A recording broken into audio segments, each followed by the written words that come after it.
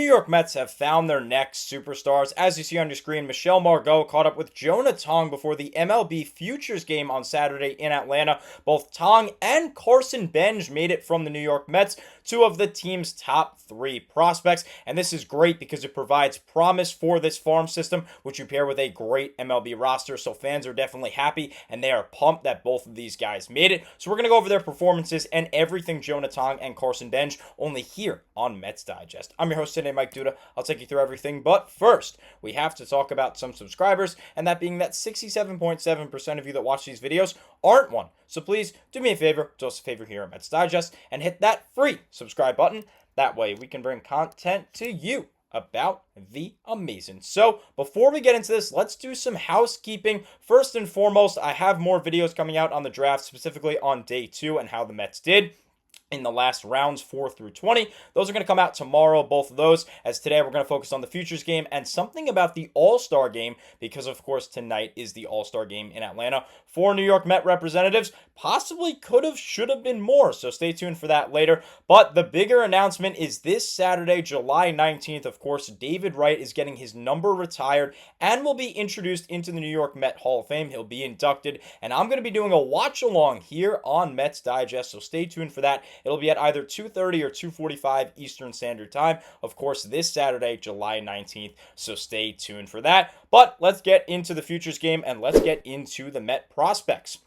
We're going to start it off with Joe Trezza and Shanti Seppi Chepura of MLB.com, who go over how both guys did. We're going to start with Jonah Tong, a right-handed pitcher, the second prospect in the New York Mets system, and at the time of writing, the 59th in all of the MLB, now up to 58. They say, quote, the minor leagues strikeout leader. Worked a 1-2-3, top of the second inning. Leads all of the minors in strikeouts. That is awesome. He registered a punch-out during his lone inning of work, fitting for the right-hander with 125 strikeouts across just 78 2/3 innings at Double-A this season.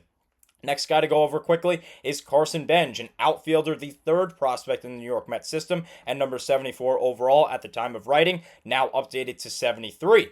Benj took over in left to begin the 5th and flew out in his only plate appearance. So very simply, that's how both of these guys did, but we're going to go over this in a little bit more depth, specifically with Jonah Tong and how he fared in his couple of at-bats that he had. And of course, we're going to go over prospect outlooks for both. So SNY Mets tweeted, Jonah Tong worked a perfect 1-2-3 inning during the 2025 All-Star Futures Game. The 22-year-old threw 19 pitches, 11 of them strikes. That's great. He's accurate, recording 1 strikeout and hitting 97 miles an hour with his fastball. Keep in mind, this is a starting pitcher, and he is already nearing 100. That is awesome. So how did he fare? Well, Jonah Tong worked a 1-2-3 second inning in the Futures Game. First batter he faced, he struck out Mariners prospect Harry Ford with a 77-mile-an-hour curveball. Ford is Seattle's number 5 prospect and 55 in the MLB. Next was a hard lineout by Tigers prospect Jose Brincino. Brincino was the number 4 prospect over there in Detroit and 57 in all the big leagues.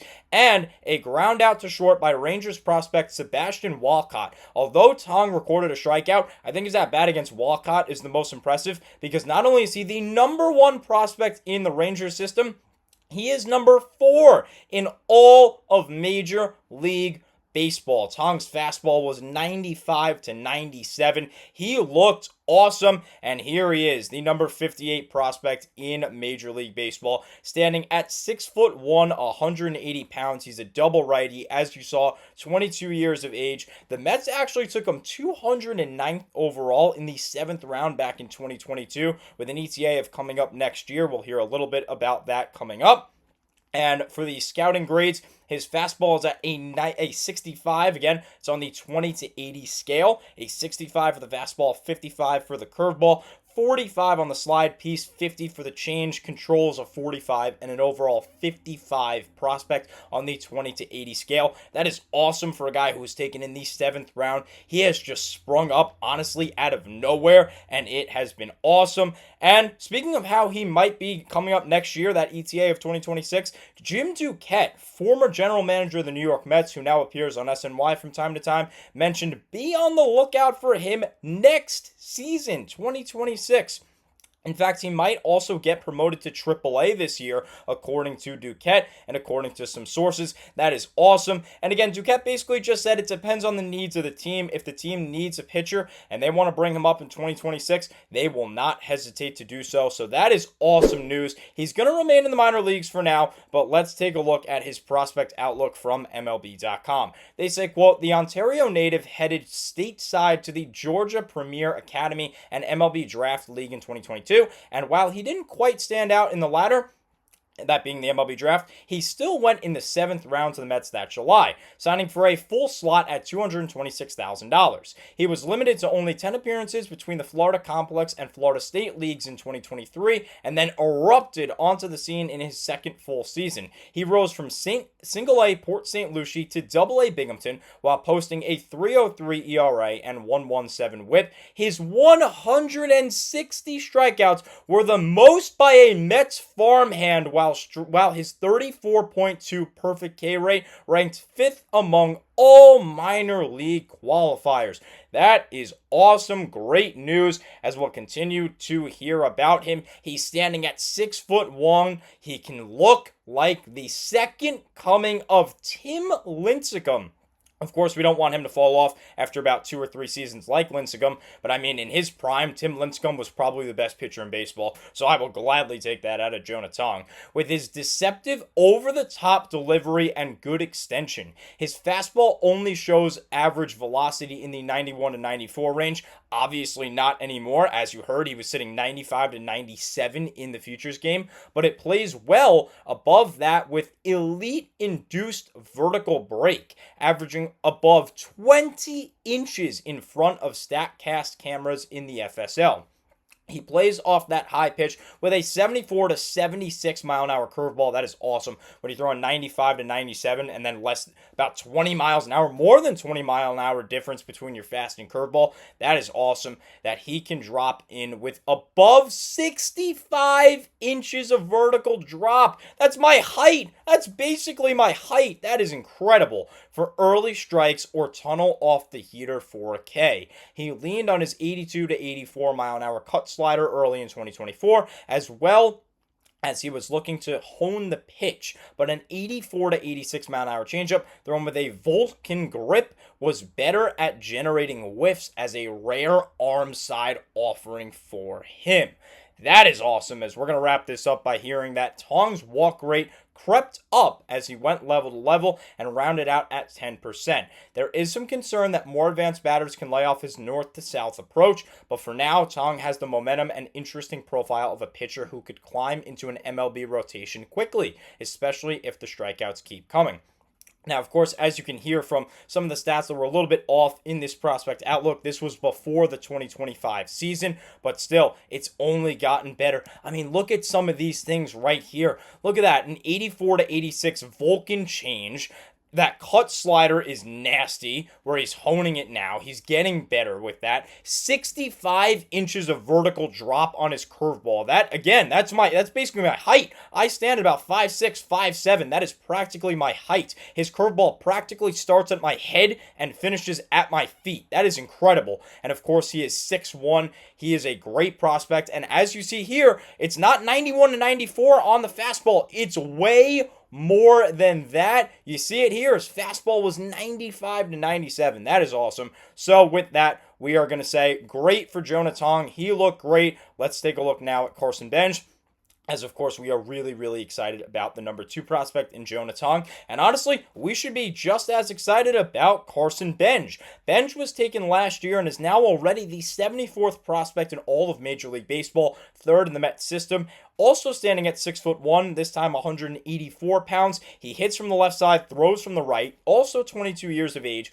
Was the Mets' first round pick, 19th overall last year in 2024, and has an ETA of 2027, so just a year after Jonah Tong.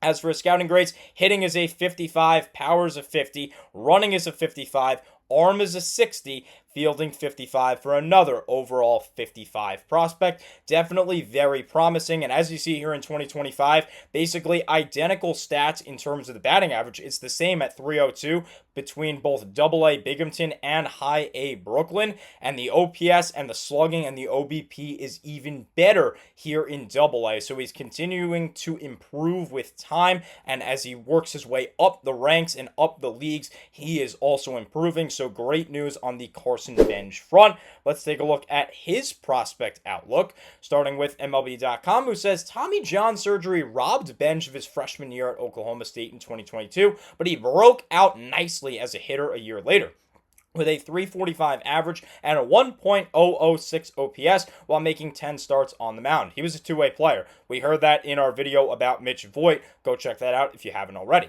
Earning a spot as a semi-finalist for the John Olerud Award, former Met. He was a full-blown finalist for the two-way honor as a junior in 2024, hitting 335, 444, 665 with 18 homers while striking out 44 batters in 37 innings, and only lost out to fellow first-rounder Jack Caglione of course, the Kansas City Royals, who is already in the pros now. The Mets preferred being Benj as a hitter, taking him 19th overall in July and got him 15 solid games in the Florida State League before the summer was out. You saw those stats on your screen. He wasn't even as good as he was this year in both Double-A and High-A Brooklyn. So that is awesome as we continue here. Starting with an open stance that helped him see the ball well, Benj had some of the best bat-to-ball strike skills in his draft class and was able to make contact at a decent clip against virtually every pitch type. He's a contact hitter. He's going to put the ball in play. I love that. His exit velocities were promising as well, and he was able to get that power to play to the opposite field. That's another way of saying that. He didn't pull and lift the ball quite as much as desired, a trait that carried into the early look in pro ball. Turning on the ball in that way will be the key to making Benj a 20-homer threat in the majors. 20 homers and what looks to be a 300 average every season. Sign me up. I love that. Benj can get moving underway, and there's enough speed in the tank to help him play center, where he made 7 of his 8 starts with St. Lucie. His plus arm strength, which helped him throw 96 off the bump in college, will be an asset anywhere on the grass. Getting Benj to focus exclusively as a position player could be huge for his overall skill set in the pros. As we take a look again at the stats, he looks like a really, really promising prospect. That is awesome. I mean, look at those averages. He is consistently hitting to a 300 clip, and look at the strikeout numbers. They're not that much. Over 2 full seasons, or 1.5 seasons rather, that's 72 strikeouts. That is not a lot. He's got 58 strikeouts right now in 73 games and in 268 at-bats. That's good. He doesn't strike out that much, and he draws a good amount of walks too. Look at the walks. 63 walks to just 72 strikeouts. That is almost more walks than strikeouts. And again, we've heard this time and time again about Juan Soto. Juan Soto and Luis Arraez are the only 2 active MLB players to have more walks drawn than strikeouts at the plate. So if Benj can be very similar to that, watch out. You heard possibly 20 homer plus power, plus that 300 average, not a lot of strikeouts. I really like the look of Carson Benj. So let me know, do you like the look of Benj and Jonah Tong? How do you think they did here in the Futures Game? Are you excited for them to come up? I certainly am. I think they're both going to be really, really good prospects. Pair that with Jet Williams, the Mets' #1 overall prospect. I honestly really hope they keep all 3 of these guys. As aggressive as I want the Mets to be at the deadline, I hope all 3 of these guys are here to stay because they seem like awesome elite prospects. But let me know if you agree down in the comments section. Again, this coming Saturday is going to be the watch along of the David Wright ceremony, so stay tuned for that, and stay tuned tomorrow for some draft coverage. But after you check out tonight's video about a potential snub of the All-Star Game, and no, I'm not talking Juan Soto this time, stay tuned for that. Thank you so much as always for watching, and let's go Mets.